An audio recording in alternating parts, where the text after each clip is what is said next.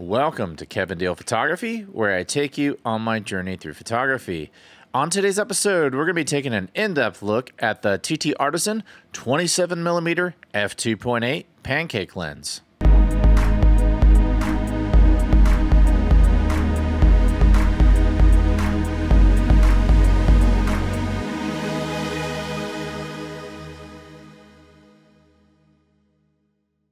Welcome to today's episode. If you're not familiar with Kevin Dale Photography, we do gear reviews, tips, techniques, and tutorials, and sometimes we dive into film. If any of that sounds appealing to you, click the subscribe button below. So if you're a fan of this channel and you're one of my Fuji followers, you probably saw that I already did a TT Artisan 35mm f1.8 review, which is to date the brightest maximum aperture lens made by a third-party manufacturer that has autofocus that's made for the Fuji X mount. However, for TT Artisan, this was not the first lens that they made for the Fuji X mount that had autofocus. No, that honor belongs to the 27mm f2.8. Yes, this Pancake lens, unlike the 35mm, has an aperture ring, which is great. So the point of today's review is we are going to take a deep dive into this lens. We're going to see if its entry-level price point makes it a great value. We're going to see what the optical quality is, and we're going to test it out on genres like street photography, a general walk-around lens, and I'm going to even use it on some of my professional portraiture work and see if this thing has excellent quality. So I'm going to mainly focus using it on my Fuji X-T20 because I believe that many of you watching this review today don't have deep pockets to use this lens on something like an X-H2, which is my other camera, because you probably don't own an X-H2. I will use it a few times on the X-H2 today, but I'm mainly going to focus on the X-T20. But let's get into this review, but let's first talk about the specs. The TT Artisan 27mm f2.8 is a 35mm equivalent to 40.5mm. That puts you just a little wider than a normal field of view. It is an autofocus lens. It does not have image stabilization. It has a 39mm front filter thread size. It has a maximum aperture of f2.8 and a minimum aperture of f16. It has an angle of view of 56 degrees. It has a minimum focusing distance of 13.8 inches or 35 centimeters. Its optical design is 6 elements and 5 groups. It has 7 blades. It only weighs 3.3 ounces or 94 grams, and it comes in at a street price of $149 US. So here's the 27mm f2.8. It's not an image stabilized lens, but I don't really think that's a big deal because I don't think the people who are purchasing this lens probably need it. And of course, if you use it on a body like the one you see right here, the X-H2, it has in-body stabilization built into it. The construction quality on it is pretty nice. It looks like it's aluminum and plastic. I do not see any sort of gasket for weatherization. So as you can see right there, it is metal, but I don't see any sort of gasket on there for weatherization. So you'll need to keep that in mind if you're using this out in a downpour or in high dust if you take it out to the Sahara. I'm gonna use it on my X-H2 just to see how well it does as a walk-around lens. And you can see that it fits on there rather nicely. It's really small. Another thing that stands out to me about this guy is I can just fit him in my pocket. So he doesn't even really count as a lens as far as I'm concerned, because when I'm looking at my lens bag, I see those little compartments where I fit my lenses, and this can actually fit in one of those accessory side pockets. So you should be able to take this with you on every shoot if you want to, because it's not going to take up that much space in your bag. So anyway, let's see how the TT Artisan 27mm f2.8 does as a walk-around lens.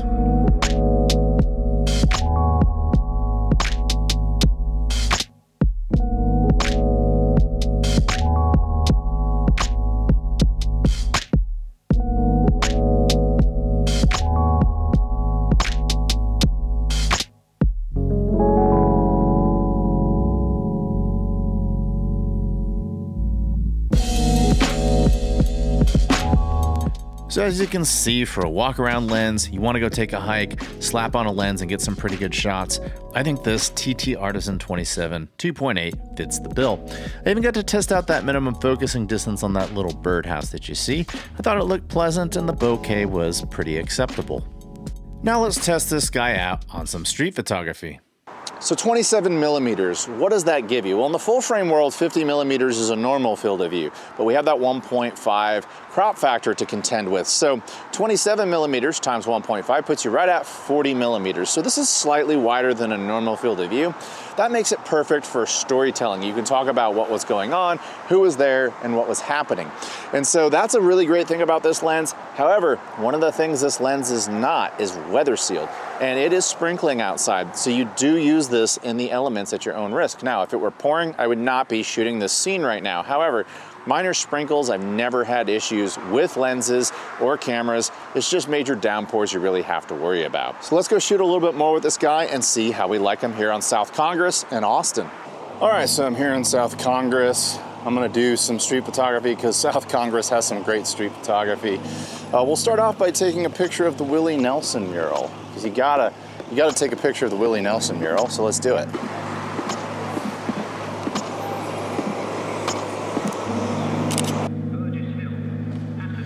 Smoke 'em if you got 'em.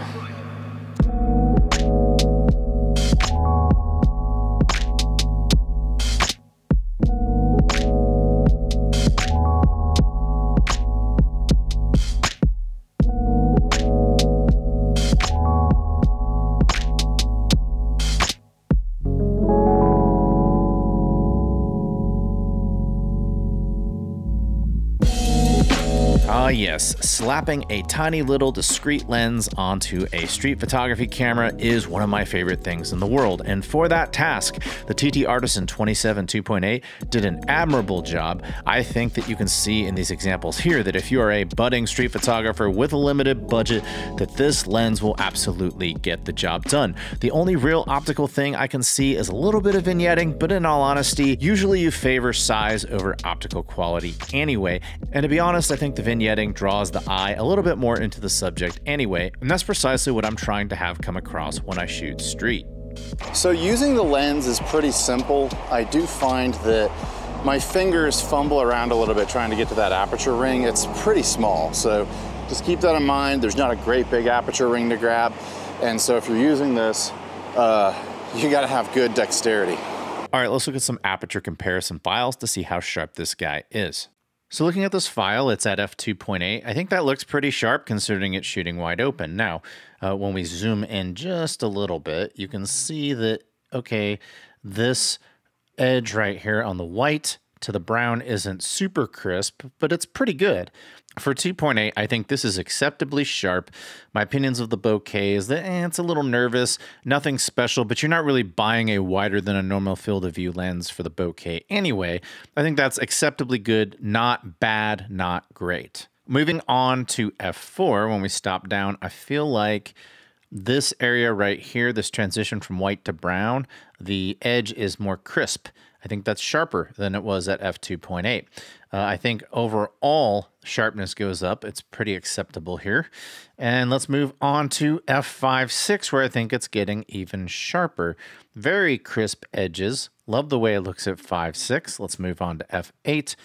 Even more crisp. Look at how sharp that is. And of course, that chromatic aberration cleared up at f4. There's none here now. Moving on to f11. I still think it's pretty sharp, maybe diffractions kicking in slightly, but it's still very sharp on these transitions. And then when we move to f16, we can see that it is definitely getting soft due to the effects of diffraction. So I think I've proven that you can walk around with this lens and take pictures and get good results. I think you can use this lens for street photography and get good results, but let's go see if we can get some professional results. I'm gonna go take this lens on a professional shoot. Let's see if we can shoot some fine art portraiture with it.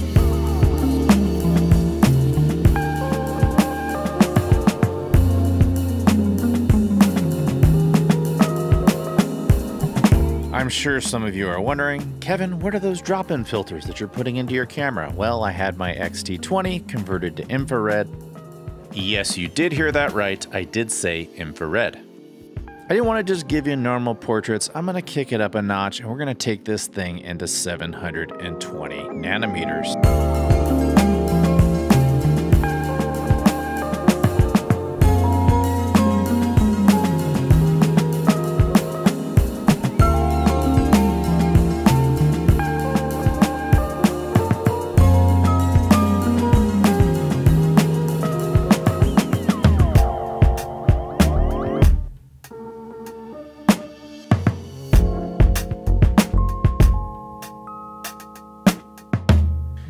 thought those shots looked pretty cool. Now let's try some shots on my XH2 of portraiture with no infrared this time. These are just normal studio shots, and I think that it's punchy, I think the color reproduction is great, and I think that it proves itself as a great lens for portraiture. And while we probably don't think of this as a video lens, I still want to test out the 27 2.8 for video right now. So here's what the TT Artisan looks like in terms of video. I am using it for this static shot in my studio at about 1 meter away. It seems a little too tight for me, so you probably would need to move it back another foot and a half. And so it would look more like this. So that's something to keep in mind, but I'm not hearing any sort of motor noise, which is great. The built-in STM motor in it is quiet, and that's exactly what you're asking for in terms of video. This doesn't market itself as a video lens, but it could do video just fine. It does have a smaller filter thread size, so that's something to keep in mind. It's not a common filter thread size, but if you go out and you get a variable neutral density filter, you could definitely use this lens for video. Of course, when it comes to autofocus, it's a system and you're only as good as your camera. So using it right now with my XH2, it seems to be tracking me just fine. And so for video, autofocus on this lens definitely passes with flying colors.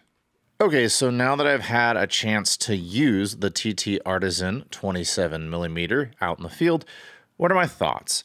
My thoughts are, it's a fantastic lens for the money, considering the fact that it's not that expensive. It's an entry-level priced lens. What you get in return in terms of image quality really isn't matched by anything unless you go up to a more expensive Fuji lens, which is going to cost twice as much as this lens. If you want to go out and get a Fuji Pancake lens, they tend to be $300, $400, and sometimes upwards of $500 or $600, depending on the focal length and the aperture. So you're really not going to find a better value for the money for autofocus third-party Fuji X mount lenses. So let's talk about the pros. Image quality obviously is fantastic. I love the way that this reproduced street photography, portraiture, vacation type shots, landscape type shots. It did great across the board. And if you are watching this and you're wondering if this is a lens that you should invest in to take in your bag that doesn't take up a lot of space and a lot of weight, I would say yes, go ahead and check it out and really consider making that investment. I like the fact that it has the automatic mode, but if you're a Fuji purist, you still get that aperture ring. Now, I come over from Canon, so I can take or leave the aperture ring, but a lot of you out there need the aperture ring. And if you need the aperture ring, this has one. This rear lens cap is a little unique. As you can see, there are metal contacts on it, and that is because there is a USB-C port on the side as well.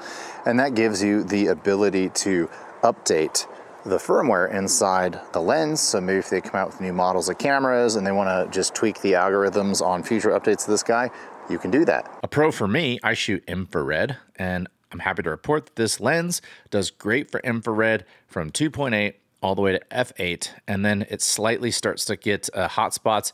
f11 and f16 have big hot spots, but by that point you're starting to hit diffraction on infrared anyway, so you probably wouldn't shoot it that close down. Like all of TT Artisan lenses I reviewed, they're quite generous. They do give you a lens hood with this. Now, I don't know the effectiveness of this lens hood, but it is a lens hood nonetheless. It'll fight that glaring effect for you if you're shooting into the sun, maybe at a minimal amount, but a little amount. And then they do give you this nice little wrap. I've gotten it with every single TT Artisan lens I've reviewed. So there's a lot to like. Obviously, the price, not that expensive, especially when you compare it to what else is out there in the Fuji world. So let's talk about the things that I think could be improved upon about it. So while it does come with an aperture ring, and yes, this is physics, but having to take my middle and my index finger to get to that aperture ring is actually end up finding that I have to like turn the camera as opposed to turning the ring, because it's really awkward for me to twist my wrist.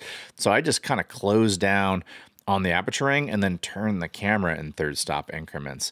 And that seems to work fine, but that's something that you will have to get used to if you're used to using other Fuji lenses, where you just take your hand, you wrap it around the entire lens, and then you move the aperture ring. Because if you do that, you're actually going to accidentally bump the focus ring. And so it's a minor con, but a con nonetheless. Another thing that would have been nice, because this is going to be kind of marketed at that street photographer, is it would have been nice to have had some weather sealing on it. Now, I do think that's a stretch to ask for weather sealing considering how cheap this lens is, but if they had put weather sealing on this lens, oh my gosh, that would have been a game changer because I primarily want to go shoot it for street photography. Now, this X-T20 it's attached to, it's also not weather sealed, so I would probably have to pair it up with my X-H2, but it would have been a nice thing to have had weather sealing on this, but that's just a minor complaint, but something to keep in mind if you are considering purchasing this guy for street photography. So while I did say that having USB-C into the rear lens cap to be able to update the firmware on your lens was a pretty cool thing, I also think of it as a con because I'm sure many of you watching this episode have lost your rear lens cap before, and if you do that, how are you going to update the firmware on your lens? I think that a missed opportunity here is that TT Artisan should have put a little USB-C right here, like many other companies do, inside the lens. That way, you always have the ability to update the lens, no matter what happens to your rear lens cap. The only other thing that could be bothersome for some of you out there is that there is pretty heavy vignetting on this lens. It doesn't really fully go away ever. So if you're the type of person who hates vignettes, you are going to have to do some post-processing on this. Now, I primarily want to use this lens for street photography. And to me, street photography, part of the charm of street photography is that you do use imperfect lenses. You know, the history of street photography is you kind of just use what's laying around and you go take pictures. So if you're looking for the most premium optical quality, you're likely not looking for an entry-level lens anyway. Now, despite the fact that this does have good quality, like I said, that vignetting is somewhat heavy, and I think it has charm when you're shooting street photography. I actually don't do any post-processing on my vignetting because I think it looks just fine. But if vignetting bugs you, you are going to have to get a little heavy with that slider. So that is just something to keep in mind if you're considering purchasing this lens. But overall, I would say that for the money, outside of course, there's the TT Artisan 35 1.8. There's really not any other autofocus lenses at this price point at this time. And so because I know that the optical quality is good, and that's really primarily why most of you are looking to purchase this, vignetting aside, yeah, buy with confidence. This is a great lens. You're going to love it. It's going to give you some excellent pictures. It gave me some excellent pictures. And so I recommend this with flying colors. That does it for today's review. I thank each and every one of you for watching today's episode. If you like what you saw, tell me about it in the comments below. Do you own the TT Artisan 27mm f2.8 lens? If so, tell me about that in the comments below. And if you like this channel, I humbly ask you to click the subscribe button below. And if you're a fan of this channel and you want to hear my more in-depth discussions on photography, my uncensored opinions, I highly recommend you check out the F11 Photography Podcast, which can be found on all major platforms, including Apple and Spotify. And until next time, I'll talk to you soon. Bye.